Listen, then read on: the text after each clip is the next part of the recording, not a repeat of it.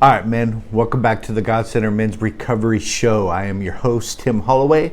I'm glad to be back at you again. Hey, look, if you're new here, this is a show dedicated to Christian men inside of recovery who want to live an awesome spirit-filled life and just have an amazing life of discipleship and growth and expansion.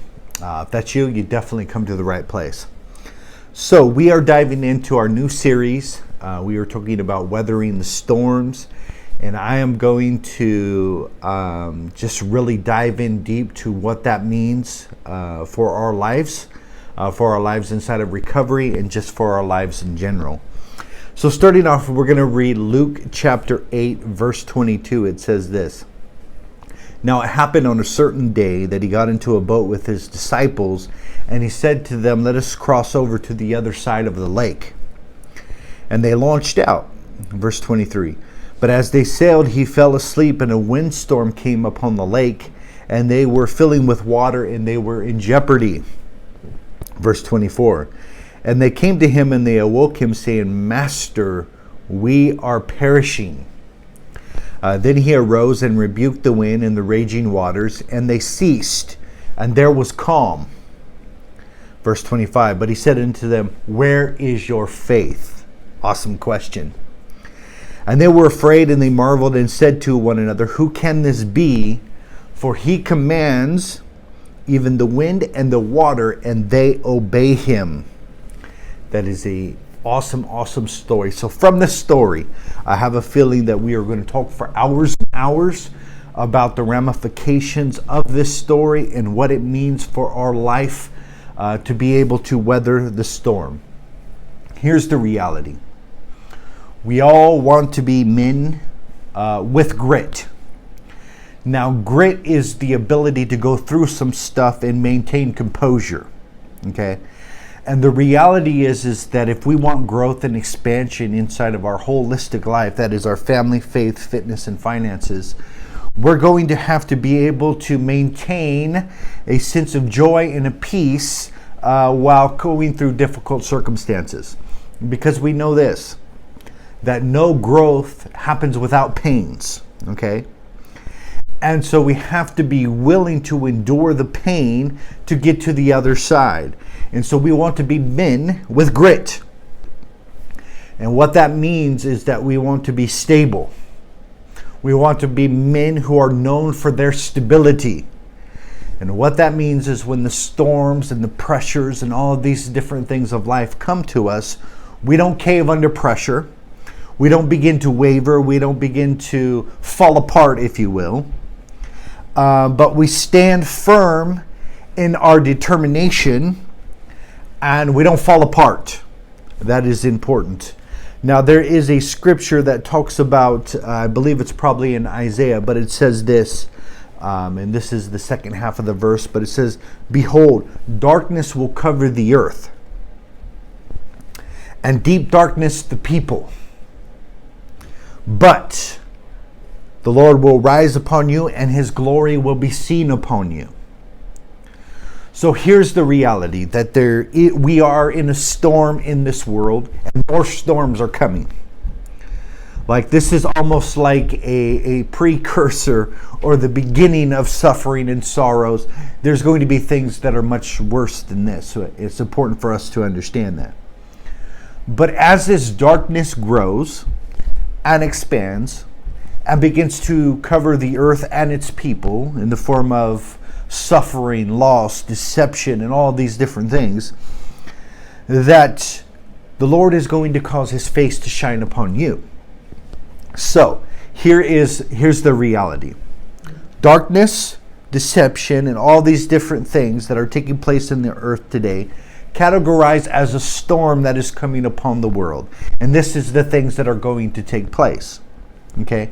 But, now this is but contrary to the statement I just made, but contrary to all that, the Lord will cause his face to shine upon you.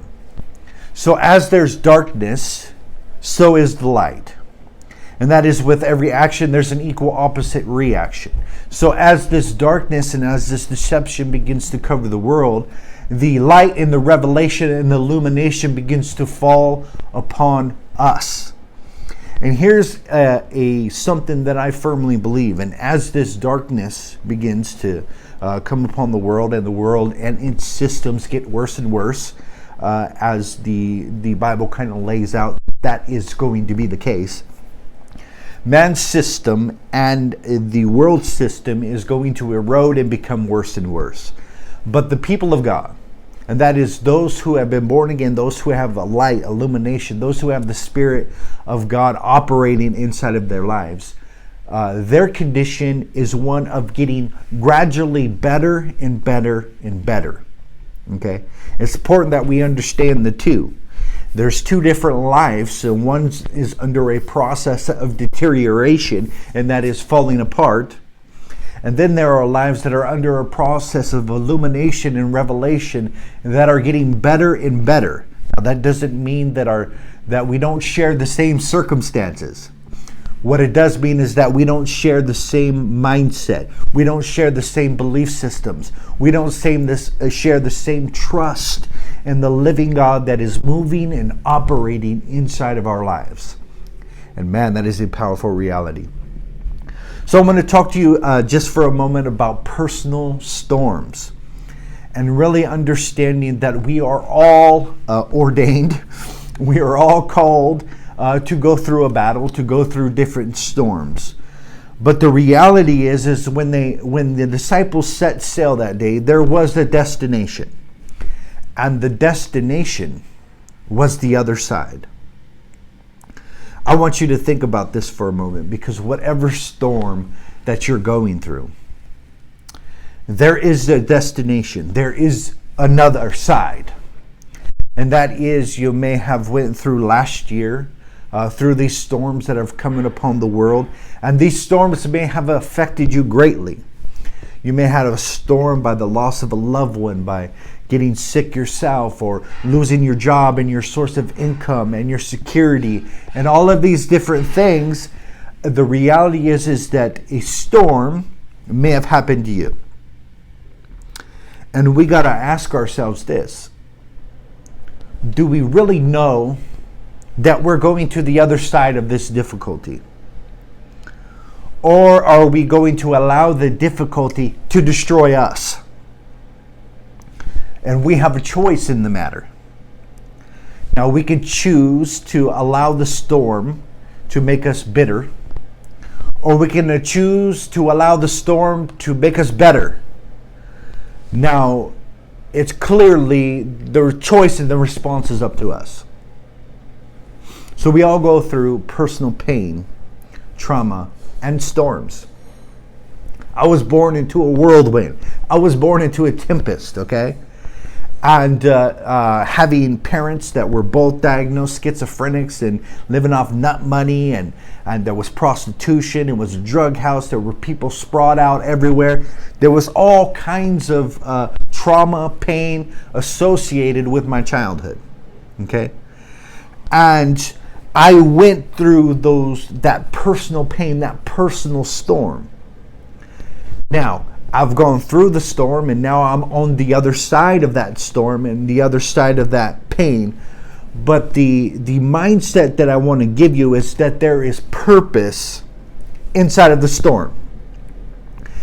And we can't always see it. Looking back, hindsight, some years later, we can get some clarity. But when we're in the storm, oftentimes all we see is the storm and all the chaotic situations that are taking place. It feels like we're drowning in all of these different things, not understanding that once we get through it and we begin to look at it from the other side, there's going to be so much clarity and so much perspective that we are going to thoroughly understand the purpose of the storm.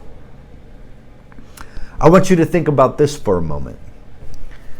That one of the number one reasons, now there's multiple reasons, and we're going to talk about some of those, but the number one reason of the storm is to develop a sense of empathy inside of our own hearts, inside of our own lives, that we might be able to help others inside of the storm. Well, We have gone through the storm and all of those situations, the difficulties, the hardships, and we know what it means to go through something. That we are able also with that compassionate spirit in that hand, and we're able to reach, we're able to see others that are in the storm because we can identify them because we know it. We know what the storm looks like. We know what it smells like. We've been there. And so we're able to have this compassionate nature where we reach down our hand and pick others up. And that alone, let's just leave that. If that was the only purpose to the storms of life, was to develop our character into a more empathetic fashion, that we care for our brothers who are in the same plight that we used to be. Let's just say that was it. That would be enough purpose for me to look at the pain and say, you know what, I'm not going to coddle this pain or reminisce on how traumatic everything was and go into poor me and victimhood and victimization and all of these things. No. I'm going to look at that and say, you know what, that has developed in me a sense of love and a sense of compassion, and now I am more thoroughly equipped to help other people who are in the same situation. Think about this. As if you've never been through some stuff. You've never been through some storms. And you go, hey brother, I would like to help you and encourage you in your storm. I can guarantee you this, because of your shallowness, because of your inability to actually be in touch with pain, you're not going to be of any service. You're not going to be of any help. Think about it this way. There is somebody who has had a silver spoon and has had things handed to them their whole lives. And they have inherited wealth and riches, and everything they had, they did not have to work for. And they were given everything, and they don't know anything about troubles, trials, adversity, storms, or nothing of that nature, okay? First of all, tell me about their character. How is their character? Okay? Probably not very well. Because when you grow up in the system, gratitude is not what it develops. It develops more into a sense of entitlement. These are the things that I'm entitled to. And so that person has multiple character issues that they are severely blind to. Okay? And there's one thing that you would not do. You wouldn't go and ask them to advice about the storm, because you know why? They're not a fisherman. You wouldn't go ask them advice about the storm because they've never been in a boat. And the reality is that all of this pain is what equips us with the talent, skills, and resources necessary to be successful inside of the mission that God has for us. There's purpose in our pain, and all that mess becomes our message. Here's what I can guarantee you. I wouldn't be here speaking to you today about these things if I didn't go through the pain in my childhood. If I didn't go through the storms of my childhood, I would never be in this situation doing what I'm doing today. Because all of that pain is what equipped me with power to go on and talk hours and hours about addiction and healing and all of this thing, is because I've been to the depths. I've been to the bottom. I've been empty. And so that same action, there's an equal opposite reaction. And though I went down to the depths, and now I've come up and I've become so empty, and the equal opposite reaction is to become so full. But it wouldn't happen without experiencing the trouble and the pain associated with those things. You see, everything in our life is it's dominoes. And that is certain events trigger other events. And if you look back in your life, you will see multiple different triggering events that led you to the person you are today. And that being said, there are certain events, pains, traumas, and all of these different things that set in motion a certain reactions that set you off on a certain course. Let me better explain this so you can understand. We had a business partner who we thought was going to work out great. We had a mission. It looked like it was going to be something awesome. We're going to help a lot of kids. We're going to do a lot of great things, right? While living in California, and then basically left all and came up here 1,700 miles away to start a new life with a new mission and all this stuff, okay? When the reality is that it didn't work out. And within a short period of time, not only did we lose our job, but we lost our house and we lost everything. And we were bouncing around from different Airbnbs, and then Airbnbs got too expensive, so we're bouncing around to nicer hotels, and then so the nicer hotels got really expensive, and then we were bouncing around from these little crappy motels, and so we experienced a lot of pain surrounded around this situation.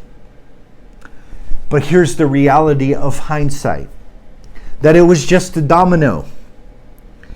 And it was the situation and the storm, the chaoticness of just ripping everything apart, that allowed us to be put back together in a more holistic fashion. But the reality is that we want to be all put together, right? We want everything to be working out. We want everything to flow smooth. But we don't want the process of tearing apart. And unfortunately, this seems like God's mode of operation.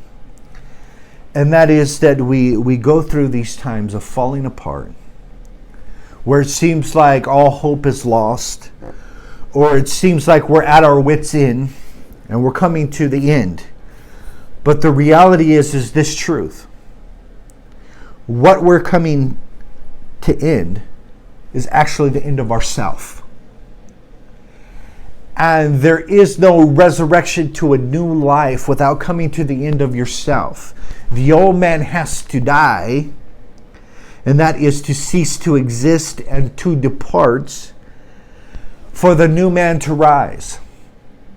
And so same is true for our life, that the pain and the storms and all of those things are to bring us to the end of ourselves so we can begin to operate inside of this new life. So it's all like a domino.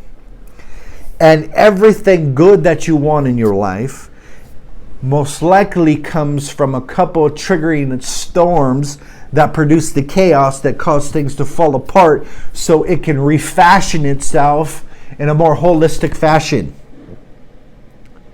And so that being said, we should embrace some of the things that are taking place inside of our lives. Does that mean they're not sucky? Does that mean they're not painful? Does that mean it's not chaotic? And does that mean it's not a storm? Absolutely not. But first recognizing that a storm does exist and we are inside of it, and that there is going to be chaos, and I should thoroughly expect for there to be chaos, is half the battle. I should thoroughly expect certain things to come into my life, and I shouldn't be thrown off guard by them, because I understand the way the world and the world system works, and I understand the purpose behind life. So, through the storm is the path to where you want to go. Now, it doesn't matter if it's in your family, faith, fitness, and finances. You can guarantee that there is resistance inside of those areas. And what you want is on the other side of the storm. And life has been set up to operate in this way. There's no going from point A to point B without resistance. It doesn't matter what you want inside of your life. If you want an amazing relationship with God and connection, you're inspired by His Spirit from point A to point B, there is storms. We say that we want a faith like that. We want a faith like these men of old, men of renown, who Abraham, Isaac, and Jacob, and the prophets, and Elijah, and Jesus, and all of these different things. And we look at that and say, I want a faith like that. But the reality is, what created that awesome reality was the challenges that they faced and that they went through. So wherever we want to go, it's through the mountain. Wherever we want to go, it's through the storm. And the last really fundamental purpose in all of this that is taking place inside of our lives, the chaoticness, is that it shapes who we are. Now, if that was the only purpose to the chaos and to the storm and to everything around us, that it simply shapes who we are and gives us a firm determination and grit and say, you know what, I'm going to stand through this. I'm not going to cave under pressure. I'm not going to allow these situations that are taking place on the earth to begin to have me governed and influenced by fear and begin to make decisions based upon fear. That's not going to be me. If that was the only reason for the storm, we would be good. But you see, as we put all of these together in a nice little ball and say, well, all of this is the purpose to the pain, now all of a sudden, we can welcome it with warm embrace. Think about this for a moment. We've all heard the story of Job. And we hear God saying, with Satan present, have you considered my servant Job? Now, as I begin to think about that and I begin to ponder that, this visual reality comes to me. And it's much like a wrestling coach. And there is a contender there present. And this wrestling coach has his best fighter. He knows that this man is thoroughly equipped and has the talent, skills, and resources necessary to be successful. And another coach comes to him and he says, do you have a contender for me? I got an amazing wrestler who's looking for a fight. And Coach God says, have you considered my servant Job? Now, this is not in any way have to do with not being loving. Oh, this has so much to do with recognition and understanding that reality. So Coach God says, have you considered my servant Job?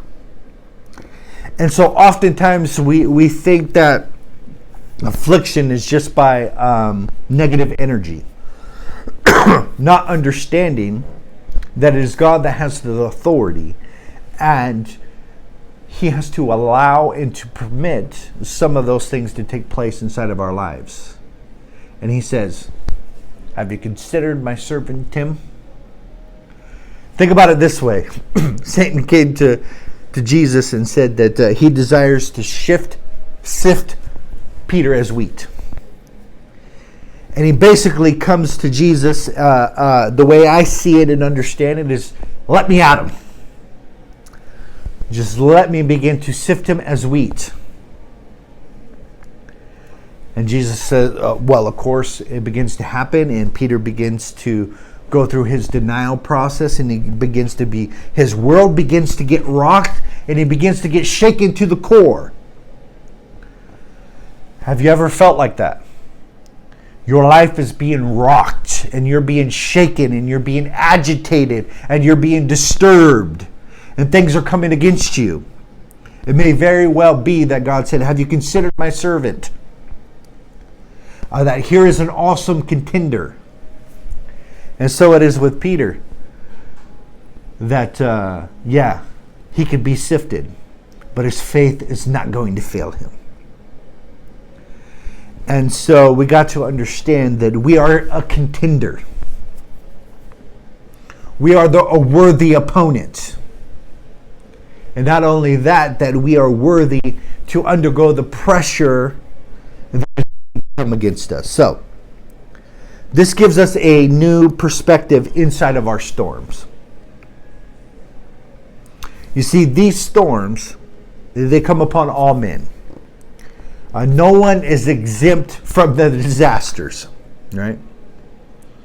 Nobody's exempt from the pain.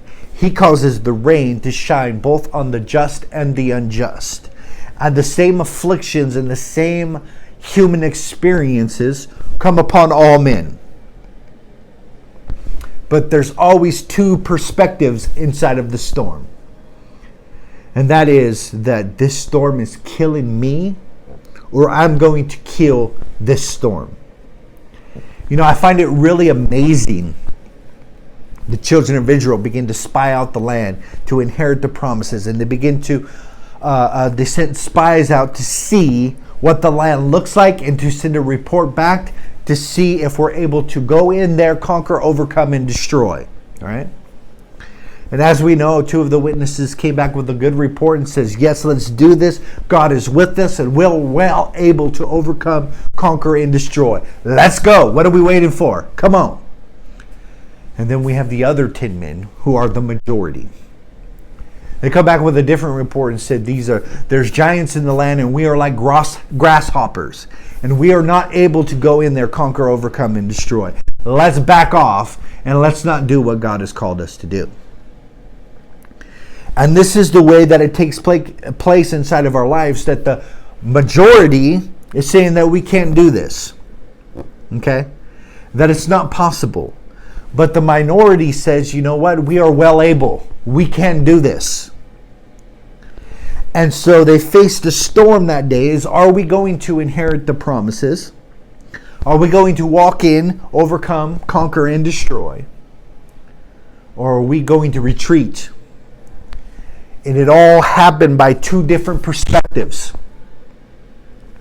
They all saw the same thing. These spies all saw the same thing. Okay? Two men said, based upon their perspective of faith and alignment with the Spirit of God, said, let's go. It's almost like girding up your loins and saying, you know what? I'm ready to fight. I'm ready to fight right now. And you throw off your glasses and you take off your shirt and you're like girding up your loins and you're like, let's go. Let's do this thing. And then there were 10 men who were like, we ain't doing this thing, right? It baffles me, but I understand this truth. That the same conditions can come upon two different men and them react in two very different ways based upon their opinions and based upon the judgments that they give to the situation. And that is, two men can go through the identical storm and one can identify the purpose and understand the lesson and really grasp the whole situation and become better. Then another man goes through the same storm and he begins to attach all this opinion and all this judgment and begin to ask why and why me and go down to the depths of the pit of self-pity and victimhood, right? But the men have experienced the exact same situation. There have been men that have killed themselves for what I have went through. There are men who are on medication for the rest of their lives for the things that I have been through. And there are men who are falling apart that are experiencing the same circumstances that you are.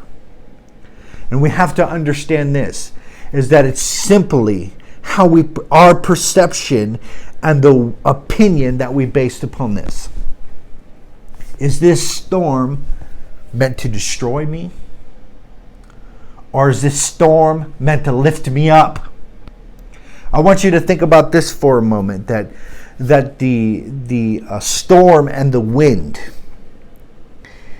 is needed for us to rise. Okay?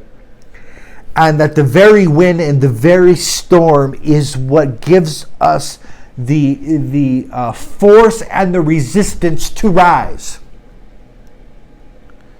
But the thing is that we all want to rise, but we don't want the storm. Not understanding that it's the very things that begin to push us down is the thing that catapults us into the rising, the growth, and the expansion that we really want. Man, this is awesome, awesome reality, brothers. I'm looking forward to this series, man. We're going to go and go and go until I don't have a single thought left about this subject. Super excited about it. All right, brothers. I will see you soon. Peace.